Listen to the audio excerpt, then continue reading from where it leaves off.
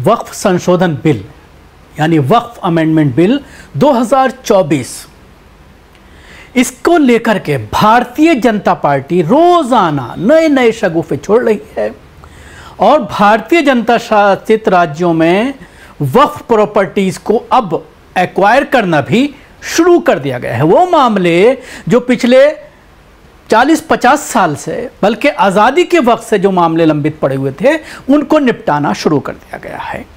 ऐसे में वक्फ संशोधन बिल को लेकर जो ज्वाइंट पार्लियामेंट्री कमेटी बनाई थी, उसकी लगातार बैठकें हो रही हैं।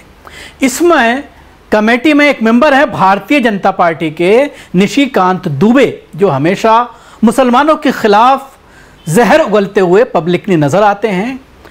उनके जरिए एक नया शगुफा छोड़ा गया है आपत्तियों को लेकर। अभी जो मुहिम चलाई गई है all India Muslim personal law board के जरिए, और करोड़ों मेल्स जो है वो भेजे गए हैं ज्वाइंट पार्लियामेंट्री कमेटी को।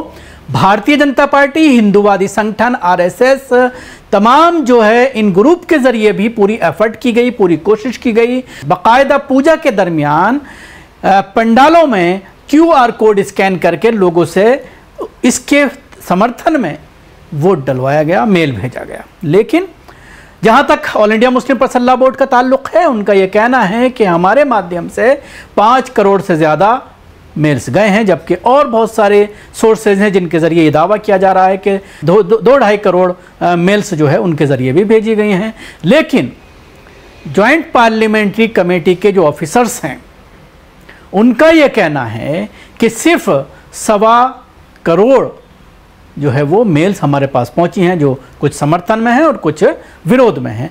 अब इन आपत्तियों को लेकर जो मुसलमानों के जरिए अभियान चलाया गया, हमें पहले ही इस चीज़ का खदशा था और कुछ बुद्धिजीवी ये बात कर रहे थे पहले से ही कि जो एक ही फॉर्मेट भेजा जा रहा है उस पर कहीं ना कहीं सवालात खड़े हो सकते हैं।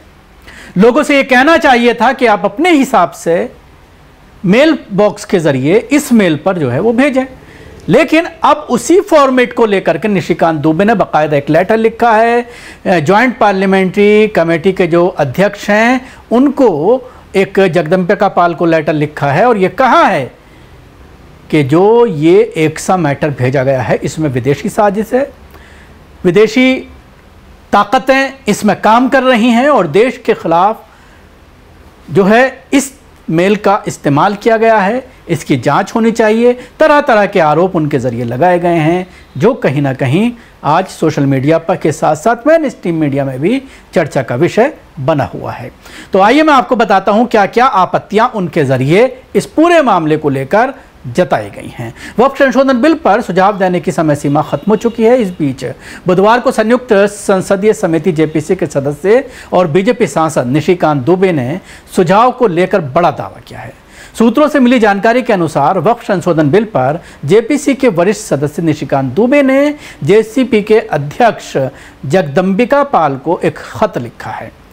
निशिकांत दुबे ने जगदम्बिका पाल को पत्र लिखकर गंभीर आरोप लगाते हुए कहा है कि जेपीसी को मिले 1 करोड़ 25 लाख पत्रों की भाषा एक जैसी है, जिसमें वक्फ संशोधन बिल को तत्काल प्रभाव से रद्द करने की बात कही गई है। इन सुझावों के आर्टिफिशियल इंटेलिजेंस के जरिए भेजे जाने की संभावना हो सकती है। दुबे के मुताबिक इसे अंतर्राष्ट्रीय स्तर पर कंट्रोल किया जा रहा है और देश के अंदर माहौल ख़राब करने की अंतर्राष्ट्रीय साजिश रची जा रही है। पत्र में उन्होंने इसे राष्ट्रीय संप्रभुता पर खतरा बताया है। संयुक्त संसदीय समिति के अध्यक्ष जगदम्बिका पाल को लिखे गए पत्र में निशिकांत दुबे ने कहा है कि इसके पीछे अंतर्राष्ट्रीय इस्लामिक संगठन हैं जो देश की व्यवस्था को बर्बाद करना चाहते हैं। बीजेपी सांसद ने आरोप लगाया है कि भगोड़े इस्लामिक कट्टरपंथी जाकिर नायक और अन्य हमारे देश के युवाओं के बीच भ्रम फैलाकर वक्फ संशोधन बिल के जरिए उन्हें सरकार के खिलाफ करने की योजना बना रहे हैं।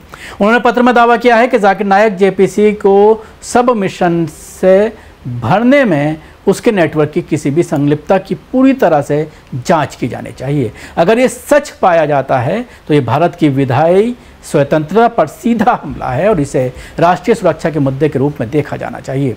निशिकांत दुबे ने चिंता व्यक्त करते हुए आरोप लगाया है कि वक्फ संशोधन बिल के खिलाफ ISI, चीन और जमात इस्लामी बांग्लादेश और तालिबान जैसे कट्टरपंथी संगठनों विदेशी अभिनेताओं की संलिप्तता एक गंभीर चिंता का विषय है। तो अब ये आरोप लगाया गया है। आज शाम तक आप तमाम चैनलों पर इसको लेकर के डिबेट देखेंगे और फिर ये साबित करने की कोशिश की जाएगी कि ये भारतीय मुसलमानों के बजाय विदेश से ये सारी आपत्तियां भेजी गई हैं, क्योंकि इन आपत्तियों से भारतीय जनता पार्टी घबरा गई है और खुद उनकी जो सहयोगी दल हैं वो अब इस बिल पर हाँ करने को तैयार नहीं हैं। चाहे वो नीतीश कुमार की बात करें या चंद्रबाबू नायडू की बात करें, इन दोनों नेताओं के ज़रिए, इनकी पार्टी के ज़रिए इस बिल को लोकसभा और राज्यसभा में पास न किए जाने की बात कही जा रही है और वो इसका समर्थन नहीं करेंगे। ये बात इन नेताओं के ज़रिए कही जा रही है, जो कहीं ना कहीं जिससे भारतीय जनता पार्टी को लगता है कि ये बिल अब लटक जाएगा, जिसके ज़रिए वो बड़ा एक षड्यंत्र रचने की कोशिश कर रहे हैं